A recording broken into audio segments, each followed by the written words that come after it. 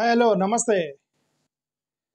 చాలా surprising incident హైదరాబాద్‌లో జరిగినటువంటి మిస్ వరల్డ్ సంబంధించిన పోటీలు ఏవైతే ఉన్నాయో, మిస్ ఇంగ్లాండ్ ఎవరైతే ఉన్నారో తను మోరల్ స్టాండ్ అనే ఒక పదం వాడి అర్ధాంతరంగా వెళ్ళిపోయి బ్రిటిష్ మీడియాలో కూర్చొని I was mistreated in Hyderabad, India. Remember, ఇది ప్రపంచ అందాల పోటీలు కాబట్టి ఇది హైదరాబాద్ ఒక్కదానికే చెడ్డ పేరు కాదు. భారతదేశం మొత్తం మీద ఒక బ్యాడ్ కాజ్, ఒక రాంగ్ రీజన్ మీద భారతదేశం మొత్తం కూడా ప్రపంచం మొత్తానికి పెద్ద ట్రెండింగ్ అయిపోయింది. Definitely it is a bad name to India. I mean the allegations she made definitely a bad name to India, not just Hyderabad. Of course భారతదేశంలో హైదరాబాదు వాళ్ళు ఆర్గనైజ్ చేస్తున్నారు. విదిన్ ద కంట్రీ హైదరాబాద్కి బ్యాడ్ నేమ్ వచ్చినా, but overall ఇవి ప్రపంచ అందాలకు సంబంధించిన పోటీలు 140 దేశాలకు సంబంధించినటువంటి డిఫరెంట్ వ్యక్తులు వచ్చినప్పుడు, ఒక ఎలిగేషన్ జరిగినప్పుడు అది భారతదేశం మొత్తానికి ఒక చెడ్డ పేరు వచ్చేసింది కూడా. ఎందుకంటే ఈమె ఇంగ్లాండ్ వెళ్ళిపోయి మా అమ్మగారికి బాగలేదు, మా మదర్కి బాగలేదు, నేను అర్జెంట్గా వెళ్ళిపోవాలని చెప్పేసి అర్ధాంతరంగా వెళ్ళిపోయి అక్కడ మీడియాలో కూర్చొని ఎలిగేషన్ చేసింది మిల్లా మ్యాగీ. ఇప్పుడు వీళ్ళు చేసిందే అందాల పోటీలకు సంబంధించినటువంటి ఒక ఇండస్ట్రీ. అది ఈ అందాలకు సంబంధించినటువంటి ఇండస్ట్రీలో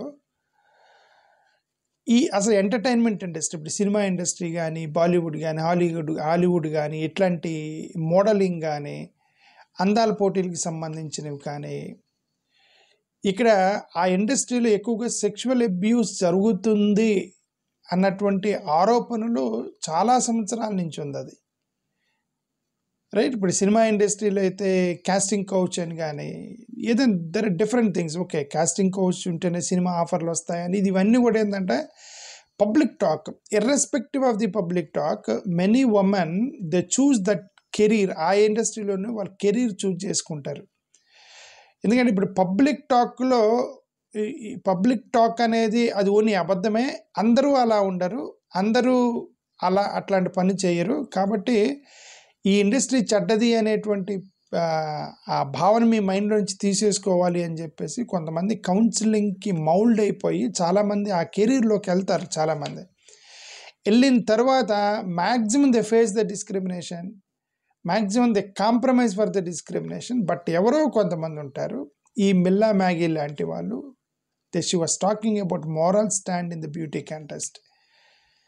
ఇప్పుడు ఇలాగే సినిమా ఇండస్ట్రీలో కూడా చాలామంది కాస్టింగ్ కౌచ్కి లొంగకుండా సినిమా ఆఫర్లు వచ్చినా రాపోయినా I will stand and my moral stand అనేటువంటి ఒక పదంతో చాలామంది మహిళలు నిలబడ్డారు. ఓకే, చాలా తక్కువ మంది ఉంటారు.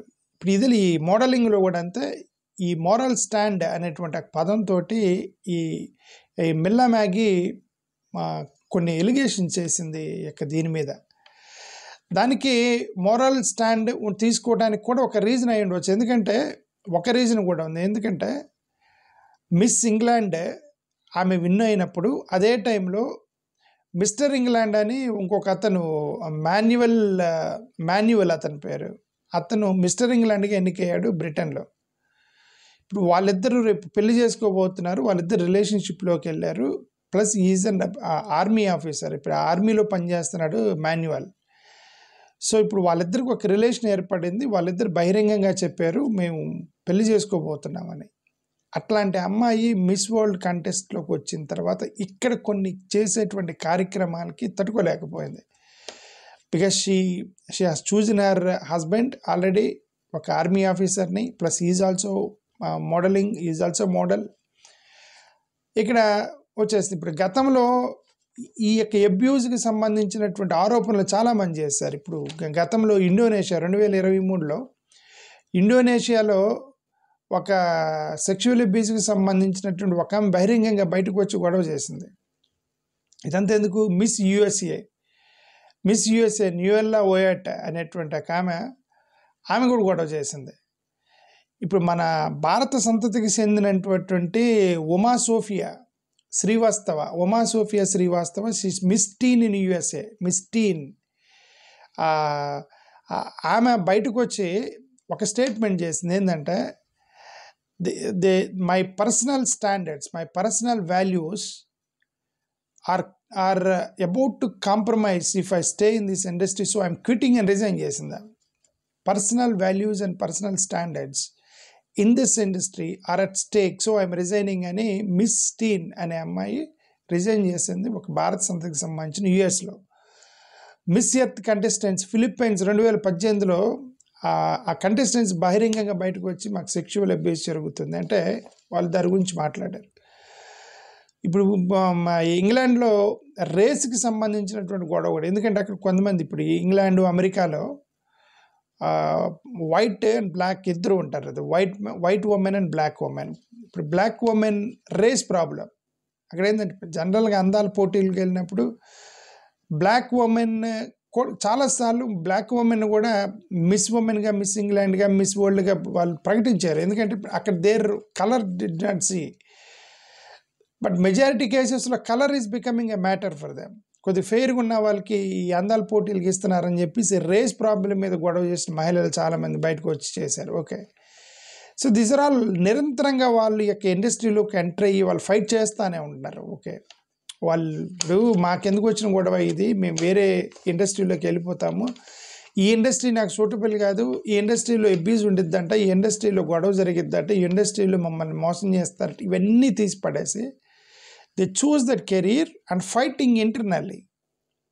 That is the one thing I observed. All these women ఎవరైతే వీళ్ళ మోరల్ స్టాండర్డ్స్ గురించి బహిరంగంగా బయటకు వచ్చి మాట్లాడుతున్నారో, and these are all the winners. Remember that. ఇప్పుడు ఎవరైతే మెల్లా మ్యాగీ, ఆమె ఇంగ్లాండ్లో విన్నర్, ఆ విన్నరు మోరల్ స్టాండర్డ్స్ గురించి మాట్లాడుతుంది అంటే అర్థం దట్ విత్ మొరాలిటీ ఓని ఆ స్టేజ్కి వచ్చిందని అర్థం కదా. ఓకే, సో ఇది చాలా ఆశ్చర్యమైనటువంటి. అయితే ఇప్పుడు ఆమె హైదరాబాద్ వచ్చి కొన్ని ఎలిగేషన్ చేసింది, నేను తట్టుకోలేకపోయాను, it is based on morality I left and I return to England అని ఒక పదం వాడేది. 74 సంవత్సరాల తర్వాత ఫస్ట్ టైము మిస్ వరల్డ్ సంబంధించిన ఒక ఫైనలిస్ట్ అంటే ఒక కంటెస్టెంట్ అర్ధంతరంగా వెళ్ళిపోవటం 74 సంవత్సరాల తర్వాత ఫస్ట్ టైం జరిగింది. ఆమె 7వ తారీఖు హైదరాబాద్ వచ్చి, ఈ హైదరాబాద్లో 2-3 ఇవి మామూలుగా ఈవెంట్స్ ఉంటాయి కదా, అడ్వర్టైజ్మెంట్ ఈవెంట్స్ ఉంటాయి కదా, కమర్షియల్ ఈవెంట్స్, స్పాన్సరర్స్ వాళ్ళు కొన్ని ఈవెంట్స్ పెడతారు. సో ఆ యొక్క ఈవెంట్స్లో పాల్గొని కంటెస్ట్ మొదలైన తర్వాత 16వ తారీఖున she left saying that my mother is not well. ఆమె వెళ్ళిపోయిన తర్వాత ఆమె కొన్ని కామెంట్లు చేసింది. The environment is demeaning and objectifying అనే పదం వాడింది. ది ఎంటైర్ ఎన్విరాన్మెంట్ అంటే ఆ యొక్క బ్యూటీ కంటెస్ట్లో జరుగుతున్నటువంటి ఎన్విరాన్మెంట్ మొత్తం డిమీనింగ్ అండ్ అబ్జెక్టిఫైయింగ్. అక్కడ ఎట్లా ఉందంటే, మమ్మల్ని ఆ యొక్క మెన్ని ఎంటర్టైన్ చేయడానికి పర్ఫార్మింగ్ మంకీస్ అనే పదం కూడా వాడింది. They made us to SIT like performing monkeys. అక్కడ మమ్మల్ని ఎందుకు కూర్చోబెడుతున్నారు అని అంటే, అక్కడ కేవలం మెన్ని ఎంటర్టైన్ చేయటానికి మమ్మల్ని అక్కడ కూర్చోబెడుతున్నారు, ఒక పర్ఫార్మింగ్ మంకీస్ అయిపోయాము అనేటువంటి ఒక కామెంట్ చేసింది. ఎంటర్టైనింగ్ ద గెస్ట్స్ అట. అక్కడ ఉన్నటువంటి ఎవరైతే గెస్ట్లు ఉంటారో, గెస్ట్లు ఎవరు, చుట్టానికి వచ్చిన వాళ్ళు, బిగ్ షాట్స్ అంతే కదా, పొలిటీషియన్స్, స్పాన్సరర్స్, బిగ్ ఇండస్ట్రియలిస్టులు, వాళ్ళందరూ వెళ్తారు బ్యూటీ కాంటెస్ట్కి గెస్ట్లు. ఎందుకంటే వాడు ఏం స్పాన్సర్ చేస్తాడు, ఒక 50 లక్షలు 60 లక్షలు ₹1 కోటి ఇస్తాడు ఆ ఈవెంట్కి.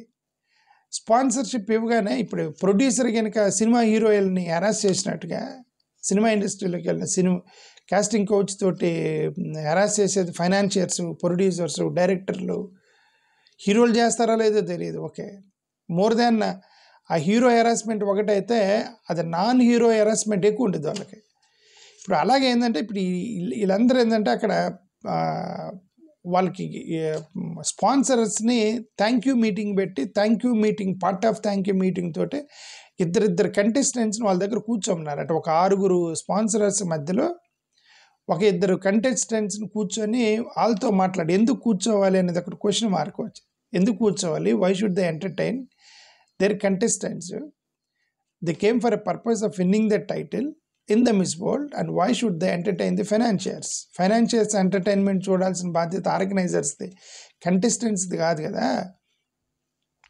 ఓకే, అప్పిచ్చినట్టు ఎంటర్టైన్మెంట్ చేసుకోవాల్సింది ప్రొడ్యూసర్ చూసుకోవాలి. ఫైనాన్షియర్, ఇప్పుడు సినిమా తీయడానికి ఫైనాన్షియర్ ఉంటాడు, ప్రొడ్యూసర్ ఉంటాడు. ప్రొడ్యూసర్ దగ్గర డబ్బులు ఉండవు, ఫైనాన్షియర్ డబ్బులు ఇస్తాడు. ఆ ప్రొడ్యూసరు ఆ ఫైనాన్షియర్తో వాడు తిప్పలు వాడు పడాలి. అంతేగాని సినిమాలు యాక్టింగ్ చేయడానికి వచ్చిన హీరోయిన్ని హెరాస్ చేయటము, ఇవన్నీ ఇది అలా వన్ కైండ్ ఆఫ్ థింగే ఇది. ఓకే, అది అసలు చేయకూడదు. అది I don't entertaining the guests with the contestants అనేది, that is why she is unable to cope up with, because she said I have moral values. అందరూ ఇప్పుడు అదే మెజారిటీ యాక్సెప్ట్ చేస్తారు. ఇండస్ట్రీలోకి వెళ్ళినప్పుడు మెజారిటీ మనకి ఎందుకు వచ్చినా కూడా చాలామంది మీద సెక్షువల్ అబ్యూస్ జరగదు. సెక్షువల్ అబ్యూస్ ఎందుకు జరగదంటే వీళ్ళు కాంప్రమైజ్ అవుతారు.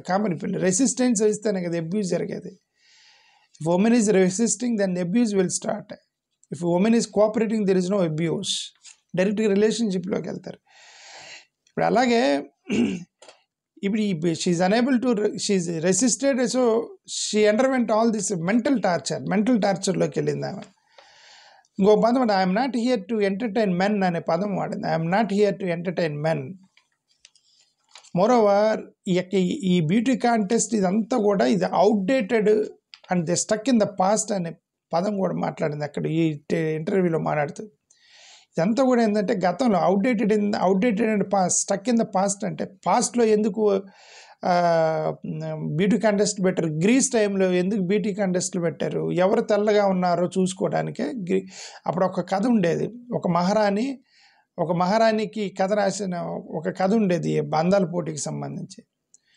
మహారాణి కవిత రాసే అతని దగ్గరికి వెళ్ళి ఈ యొక్క రాజ్యంలో అత్యంత అందమైనటువంటి యువత నేనే అని చెప్పి ఒక కథ రాయి నిన్ను రాజుని చేస్తానని ఆఫర్ ఇచ్చింది. ఓకే, ఎందుకంటే మహిళలు నేనే తెల్లగా ఉన్నాను, నేనే అందంగా ఉన్నాను అని చెప్పుకోవడానికి ఇష్టపడతారు కాబట్టి అక్కడి నుంచి మొదలైంది ఈ అందాల పోటీ. ఎవరైతే ఫేర్గా ఉన్నారో లేదో చూడటానికి గ్రీస్ టైంలో అందాల పోటీ పెట్టారు 1850s. అప్పుడు కూడా అందాల పోటీ. ఓవరాల్గా రాను ఏమైందంటే దాని పర్పస్ మారిపోయింది.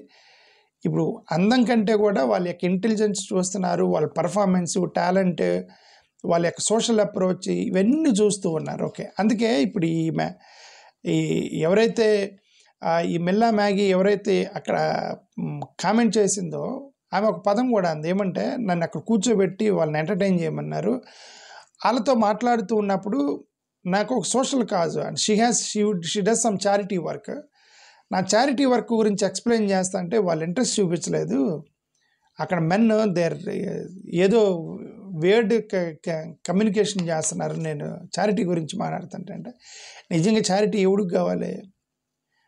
అందాల పోటీకి వచ్చిన అమ్మాయి వైపు చూస్తూ ఉంటారు వీళ్ళంతా.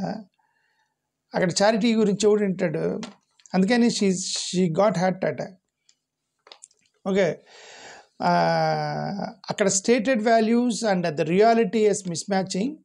It's all completely exploitative experience I faced in Hyderabad అని ఆల్ దీస్ ఎలిగేషన్స్ చేసింది.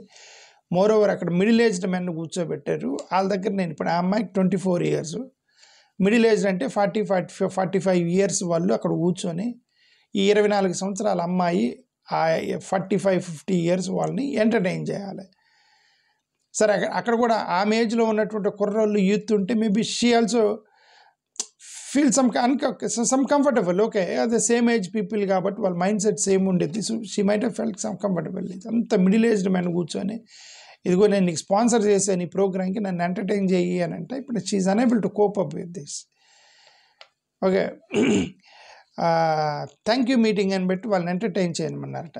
ఇంకొకటి ఏంటంటే ద అఫీషియల్స్ ఇక్కడ ఒకటి కల్చరల్ ఇష్యూ ఒకటి identified that they clapped on my face అనే పదం అంటే they clapped on my face అట. ఇప్పుడు ఆ అమ్మాయి ఎవరైతే మిస్ ఇంగ్లాండ్ ఉందో ఆమె ఏదో అప్పటికే డిస్టర్బెన్స్లో ఉంది. డిస్టర్బెన్స్లో ఉన్నప్పుడు కాన్సన్ట్రేషన్ తప్పింది. ఏదో ఎటో ఆలోచిస్తున్నట్టు మన వాళ్ళు అంటారు కదా ఇట్లా వినవా ఎటు అని చెప్పి మొక్కం మీద క్లాప్ చేశారు నన్ను. నేను I felt very uncomfortable and disrespectful అంది. మన భారతదేశంలో ఎవడన్నా పిల్లోడు కానీ ఎవడన్నా ఎటో ఆలోచిస్తుంటే టక్కన ముఖం మీద క్లాప్స్ కొడతాం, చూడరా ఇటు చూడు అని చెప్పి. మనకు అలవాటు అది.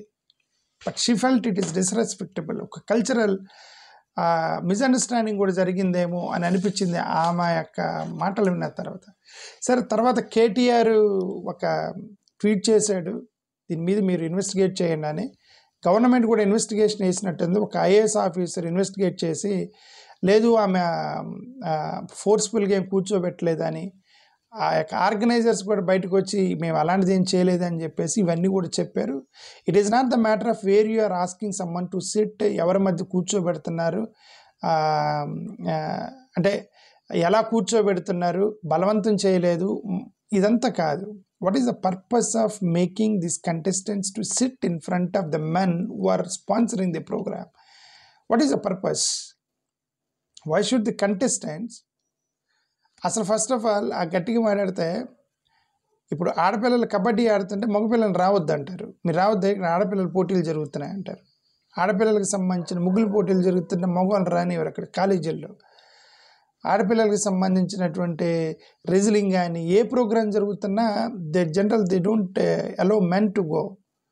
బట్ ఇక్కడ ఈ అందాల పోటీలు ఆల్మోస్ట్ సెమీ న్యూడ్లో వాళ్ళు, వై డు అలో మెన్?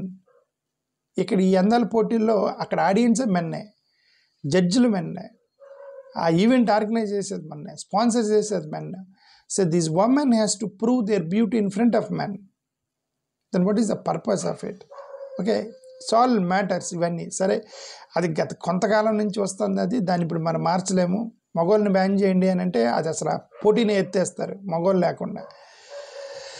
సరే, this is what I said. Ultimately what I want to say is that ఇలాంటి డిఫికల్ట్ ఇండస్ట్రీస్లో కూడా there are some gems. Moral స్టాండర్డ్కి మీద ఫైట్ చేస్తూ అదే ఇండస్ట్రీలో కొనసాగుతున్నటువంటి మిల్లా మ్యాగీ లాంటి వాళ్ళకి మనం సపోర్ట్ చేయాలి. We have to be with her morally and we should give her moral support. And Andhra Pradesh government, Telangana government, Revanth Reddy గారు ఎనివే ఇన్వెస్టిగేషన్ చేశారు. ఇది నిజంగా ఇది వాళ్ళ పర్పస్ ఏంటి, ఏమైనా మిస్బిహేవ్ చేశారా, కల్చరల్ మిస్అండర్స్టాండింగ్ అనేది గవర్నమెంట్ దీని మీద యాక్షన్ చేసి మళ్ళీ డీప్ ఇన్వెస్టిగేషన్ చేయాలి. It is matter of dignity of Hyderabad and as well as India both. Thank you, నమస్కారం.